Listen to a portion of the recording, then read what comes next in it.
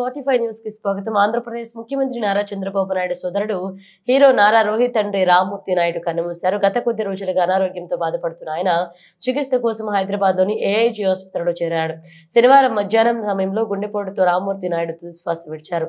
సోదరుడి మరణ వార్త తెలుసుకున్న ముఖ్యమంత్రి చంద్రబాబు నాయుడు తన ఢిల్లీ పర్యటనను రద్దు చేసుకుని హుటాహుటిన హైదరాబాద్ కు తిరుగు పయనమయ్యారు. మంత్రి నారా లోకేష్ కూడా అమరావతి నుంచి ప్రత్యేక విమానంలో హైదరాబాద్ కు వచ్చారు. రామ్మూర్తి నాయుడు చికిత్స పొందుతున్న ఏఐజీ ఆసుపత్రికి చేరుకున్నారు. నారా నందమూరి కుటుంబ సభ్యులంతా ఆసుపత్రికి చేరుకున్నారు.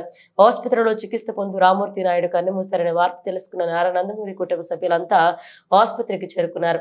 రామ్మూర్తి నాయుడు అంత్యక్రియలు ఆదివారం నాడు ఆయన స్వగ్రామమైన నారావారిపల్లెలో నిర్వహించనున్నట్లుగా ప్రకటించారు. రామ్మూర్తి నాయుడు మృతిపై సినీ రాజకీయ నాయకులంతా నివాళులర్పిస్తున్నారు. ఇక రామ్మూర్తి నాయుడు విషయానికి వస్తే 1994 నుంచి 1990 వరకు చంద్రగిరి శాసనసభ నియోజకవర్గానికి తెలుగుదేశం పార్టీ తరపున ఎమ్మెల్యేగా పనిచేశారు.